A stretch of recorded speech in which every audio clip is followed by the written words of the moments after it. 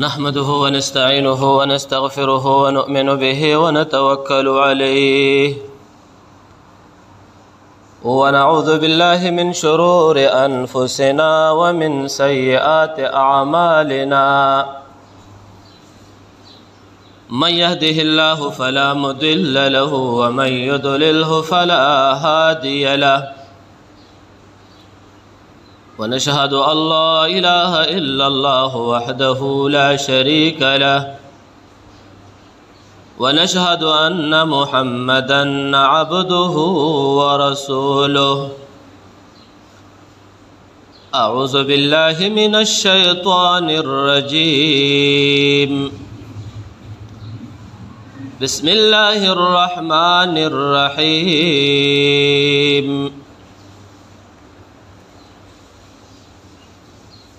إن الله وملائكته يصلون على النبي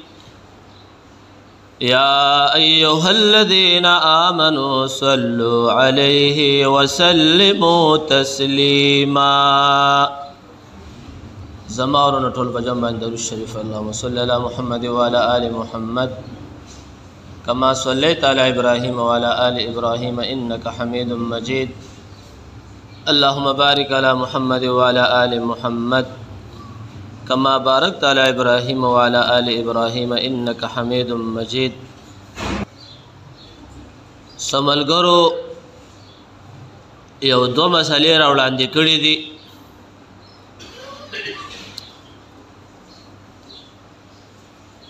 یو مسله دا ده چې په منځ جماعت ته مخکې کم خلک راشي هغه آل لړې مخکې صفونو ته راشي بیا وروسته ملګري یاران دوستان راشي هغه د مخکې سب کوشش کوي د یو د بل ملګري په اوږو باندې خپې اړوي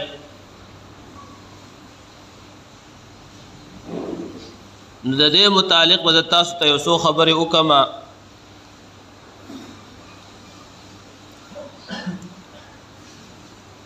بیا یو ملګري بل یو سوال وکړو چې دا بعضې یاران په دې مونځ کې کاږه ولاړي د چا خپې مخکې او د چا وروستی او دا بعضې ملګری مکمل کوږ ولاړې یو خپې مخکې یې وی شاتی مونږ خو حالانکې مخکې په مسله باندې ولاړ یو نو د دې خبرو معلومات مونږ ته خاص ډېر نه نو دا بعضې یاران مقتدیان دوستان حضرات د صفونو کې ولاړي نو هغې ته د دې خبرې معلومات وي ګورې مشاهده کوي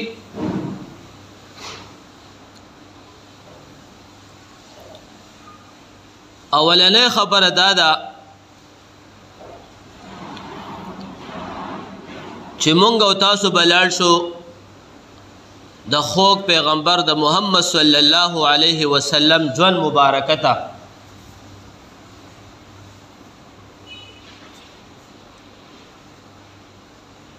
د صحابو به د رسول الله صلی الله علیه وسلم ژوند او د هغه مجلس په داسې خوښوو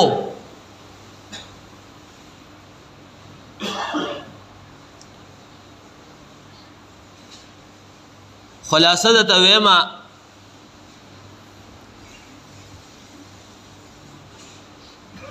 یو پیرا حضرت عمر فاروق رضی الله تعالی عنه وږی شو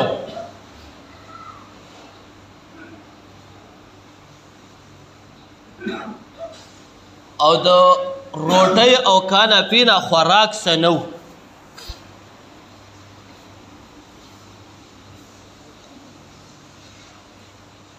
نو لاړو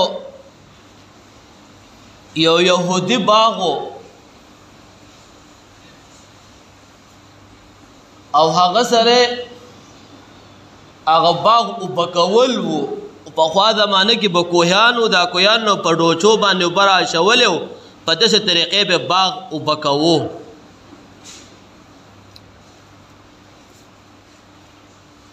نو هغه صحابي حضرت عمر فاروق رضی الله تعالی عنه دا یهودي سره په ډوچو خبره وکړه چې زه به دله په کجوره باندې ډوچه راوباسم. یوه کجوره راکه. نو تاریخ لیکي 23 ډوچې چې راوویستلې درش کجورې چې وخوړلې ګزارې وشوله. نو هغه ډوچې ورته غزار کړې بس دنه لاړم.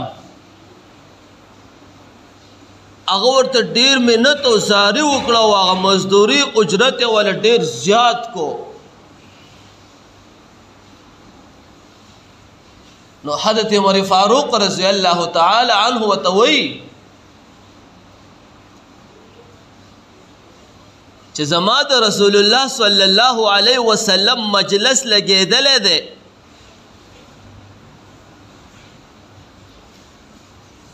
دې وخت کې که ته باله هر څومره مزدوري راکړې نو زه دې خبرې ته تیار نه یم. زه ځمه د رسول الله صلی الله علیه وسلم مجلس له.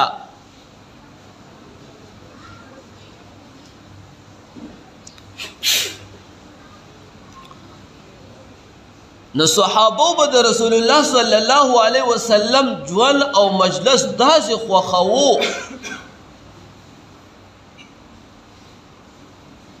چې د خپلو اهل او د بچو او د عیال او د هر څه نه به زیات خوښوو. شوقیان وو.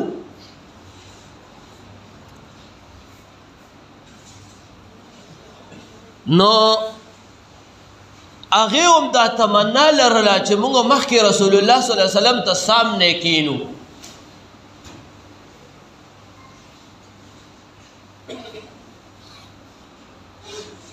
خو څوک به چې وختي رالو نو هغه به وړاندې ناستو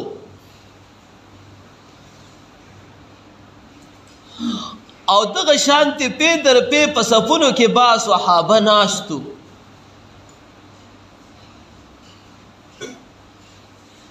خو دا خبره به نه وه چې د یو بل په اوږو باندې خپې واړوه مخکې لاړ شه.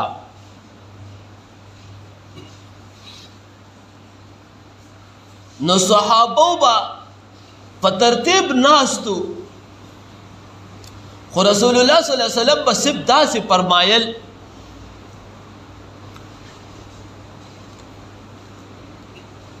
چې یو بل ته لږ خوځېږئ، دا ثواب دی. یو بل له ځای ورکول دا ثواب دی.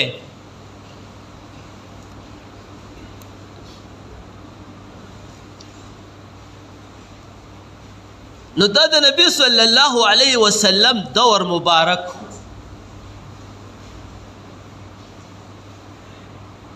دې که تاسو مونږه اورېدلي خاص یاران چې ورته وایي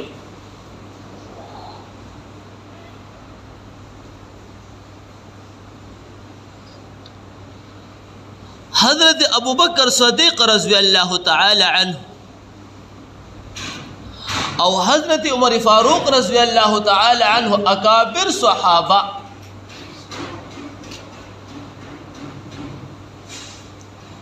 دا به د رسول الله صلی الله علیه وسلم سره اکثر مخکې صف کې ناس مشرانو او د دین غټ خدمات هم دي.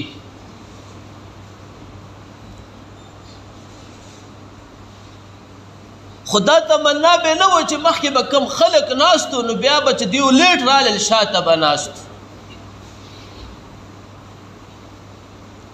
دا خواهش او تمنا به بیا نه لرله چې زه مخکې د خلکو په اوږو خپې والم مخکې لاړ شم.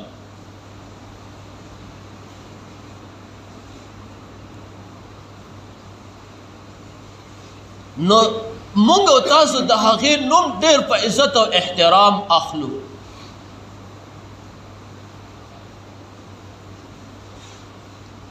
خو دیو به د رسول الله صلی الله علیه وسلم مبارکه سره اکثره زندگی په مسجد کې وه.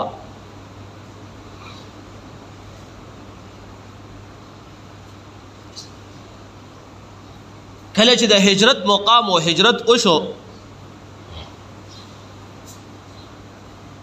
ابو بکر رضی الله تعالی عنه خلقو ته بیان کوو او رسول الله صلی الله علیه وسلم مبارکه سره ناستو خوا کې.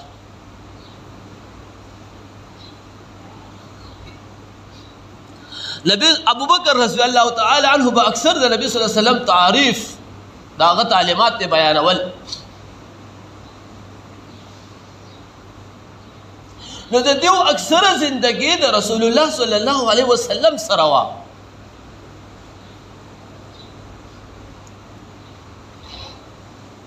نو کم وخت کې چې یو ملګری مخکې ناستي، څوک چې د عبادت خانې ټولې د الله دي، دا د چا دې کې ټیکهداري نظام نشته.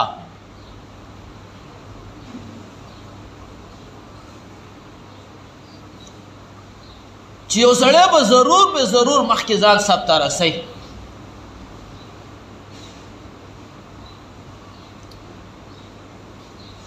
ستاسو ذهن کو لا وهلو د پاره یو خبره کوم.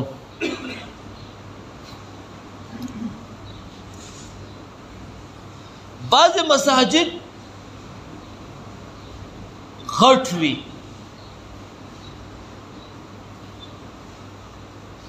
مراکز چې مونږ او تاسو واخلو،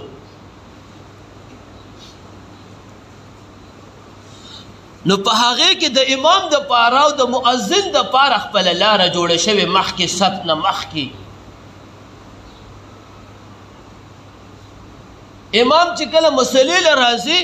نو د خلکو په اوږو باندې خپې نه راړی، هغه په هغه خپله لاره باندې را روان وي. مؤذن چې اقامت له راځي نو هغې له لاره جوړه وي.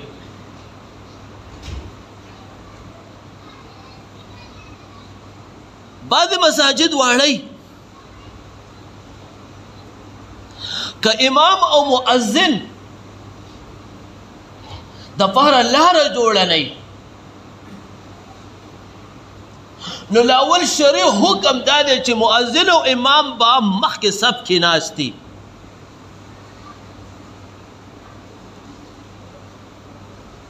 بیا د هر چا عذرونه کیدی شي، عذر کیدی شي. که یو مؤذن او یو امام مخکې صف کې ناست نه او یو عذر دی دې د شا نه راځي، نو دې ته شریعت کې عذر وایي.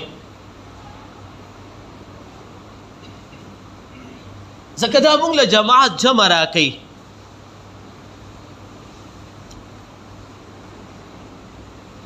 خو علما ذکر کوي چې دې به هم عادت نه جوړوي چې د خلکو په اوږو باندې خپې راړی.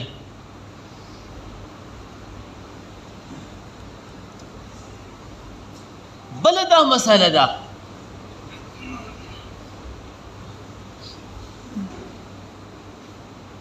چې بعضې خلک جماعت ته یا عبادت خانې ته مخکې نه ځان له جنماز راولېږي، مخکې نه ځان له یو لومیان راولېږي او هغه په مخکې صف کې واچوي چې دا زما ځای شي.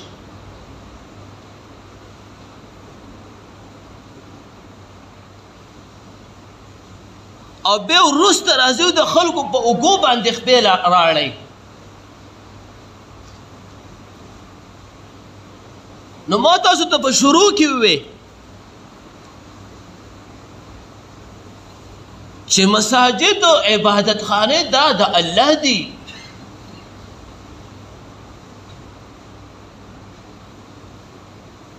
کما بعینه یو عبادت خانه یا یو مقبره وقف کړه. نو دې ته په شریعت کې وایي وقف بالله، علی الله، دا د الله دپاره وقف تا. نو د دې نه ملکیت ختم شو. چا چې وقف کړی د هغه ملکیت تی ختم شو. هغه به په دې دعوه نشي لرلی چې یا خدا زما جماعت ته یا مې د پلار جماعت ته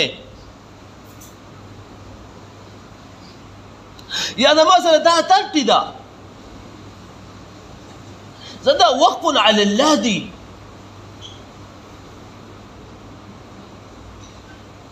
دې ته چې کوم مسلمان پهلا رالو او هغه مسلمان مخکې ځان ته ځای ونیو،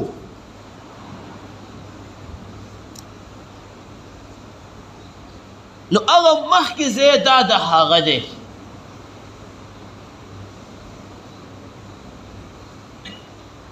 شریعت کې وایي زمونږ د علم کتابونه دي، وایي ترجیح دا ده فالاول للاول. د اول انسان دپاره ترجیح ده.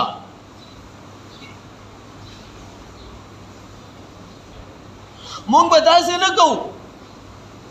ډېر ته خواهش لرې نو په وخت راشه.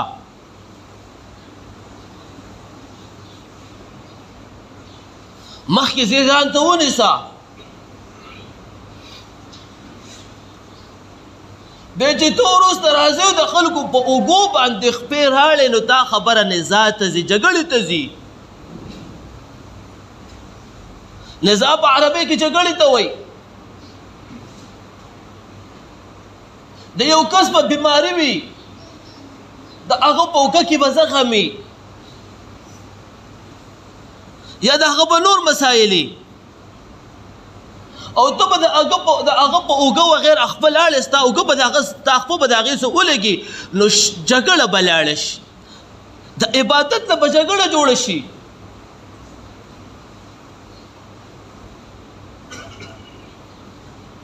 نو شریعت چې زمونږ او تاسو دپاره څه مقرر کړي دي، نو هغې کې د مونږ او ستاسو د عالم اسلام د ټول انسانیت خیر وي.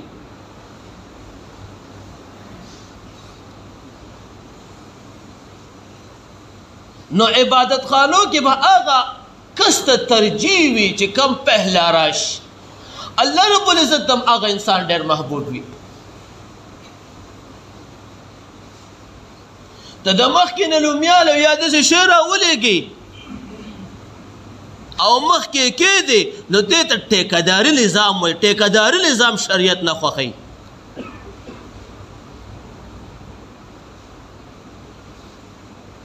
یا متولی یا مؤذن او یا امام.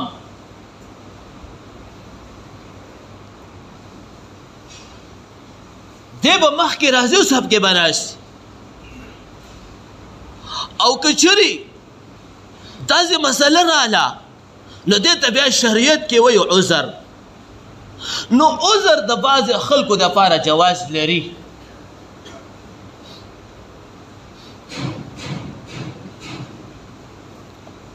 یو بلګري بل یو مسله پیشه ویلې وه چې قاري صاحب دام دې قوم ته خامخا ووایه. وایي دا به د یاران دوستان کاږه ولاړ وي.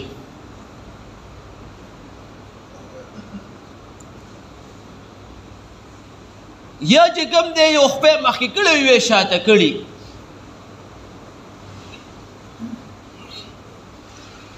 ګوره ذهن کې یو څو خبرې یادې وساتې او هغه دا هم ووې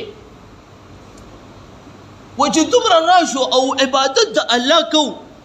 ټیم ورکو، وقت ورکو، بیا په صحیح طریقه ولې انا ادا کوو. نو ما ورته جواب کې وویل ما یې ښایسته خبره دې وکړه.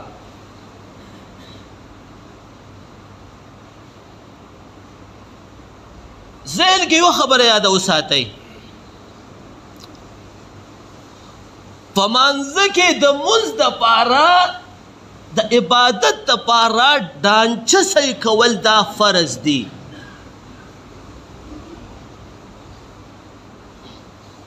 ډانچه به مونږ نیغو دانچه به سیده کوو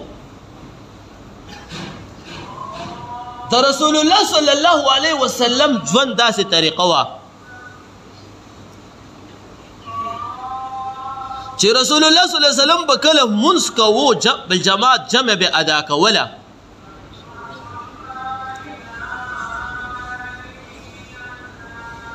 نو هغه به په دې توره باندې داسې خلک سیده کړل توره به یې ورته داسې کېښوسته سیده شئ مطلب دا دی مثال به درکم چې خلک بیا په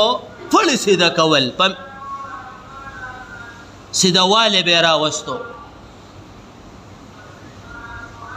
کله چې زمونږ استاسو ډانچه کې سیده والی وي علماو په دې کې بیا یو دغه ذکر کړی ده د انسانیت د پیدې خبرې ذکر کړی دي کله چې زمونږ استاسو په صفونو کې برابروالی راشي سیدهوالی الله رب العزت د قوم نه اختلافات ختمی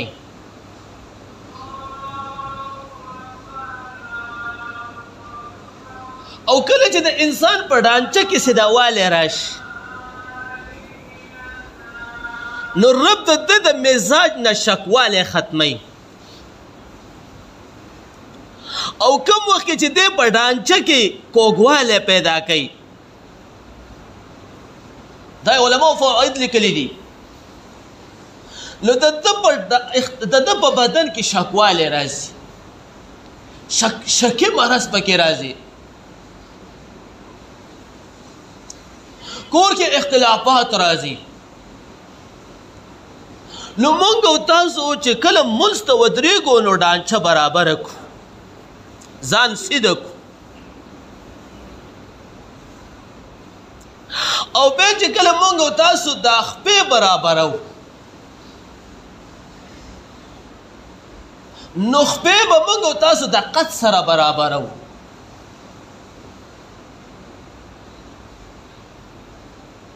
زمونږ یو فرقه ده نوم نه اخلم که څوک پکې ناست دی معذرت کې سات مونږ به حق بیانو هغې بعد وخت کې د خپې اوږدې کي وایي د من د شیطان وتښتي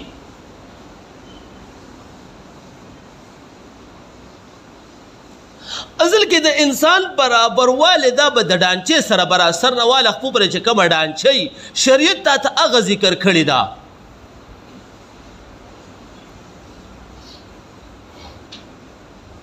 خو دومره ده د احنافو مذهب دی کې دا دی چې د دواړو خپو په منځ کې به دومره تنګې به خپې هم یو بل سره نه ورولې کم از کم په خپو کې به د یو لیش فاصله راولې یا د یو د لیش یا د یو دغه به راولې د لاس فاصله که کله چې ته د خپې دواړه وصل ورولې دې سره مونځ مکروه کېږي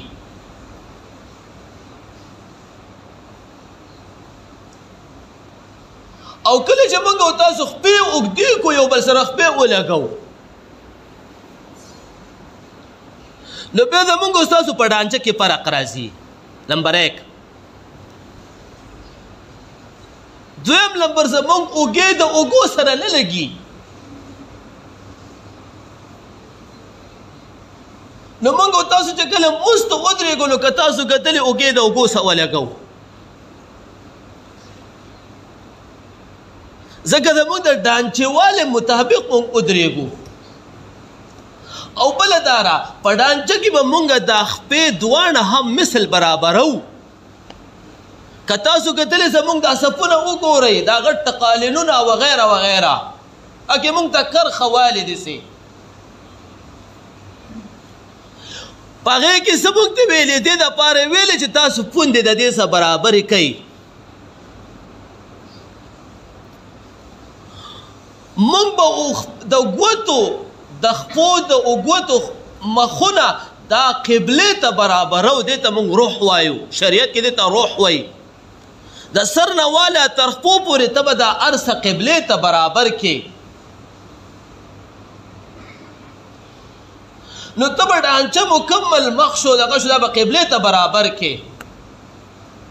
د ګوتو سرونه به قبلې ته برابر کې پوندې به شاته مخکې نه کې بیا به دې په مونځ کې کراهت راځي نو چې مونږ دومره وخت عبادت له ورکو نو کم از کم چې دا مونځ په صحیح طریقه باندې ادا کو چې الله رب العزت د هغه وخت د هغه مونځ مونږ ته ثواب او اجرونه رانصیب راکړي نو د مونځ معلومات علم حاصلول دا په هر زنانه او سړي باندې فرض دی ګورئ یوازې دا نه ده چې مونږ او تاسو مونځ زده کو د مونځ سره چې ته کله دی مونځ ته ودرېږې د دې ډانچه برابرول دا به مونږ او تاسو د دې علم زده کول فرض دی د مونځ نه به ځان نه خلاصو نو لهذا ټایم نشته څو خبرې مې نور هم نقل کړې دي خو وخت نشته الله دې ما تاسو ټول د عمل کولو توفیق را نصیب کړي نو دا یو درخواست دی اخره کې بیا هم تاسو ته دا ویم چې کله مونږ مونځ له راځو په وخت راځو بیا چې کله مونږ او تاسو په لیټ راشو نو د یو بل په اوږو بخپې نه اړو دا ټول بیان مونږ په دې وکړو دویم نمبر ها لیٹ رالی انسان دے معذور دے کور کی حاجتونه راځي مشکلات راځي په انسان باندې لار کی لیٹ رالی نو کم چې په کم ځای سره برابر نو الته کېنا کته مشره او کته کشره زکه چې ته د ځل د عبادت نه جزا جوړه نو په هغه ځای باندې ځان کښېنوه ها که چېرې یو متولي وي یا دغه شانتې مؤذن وي متولم نه مؤذن وي امام وي او د هغه دپاره د مخکې د لارې سبب نه وي نو هغې ته شریعت کې عذر وایي هغې دپاره عذر شته خو نورو خلکو دپاره عذر نشته نو الله دې مو تاسو ټولو د عمل کولو توفیق را نصیب کړي واخر دعوانا ان الحمد لله رب العالمین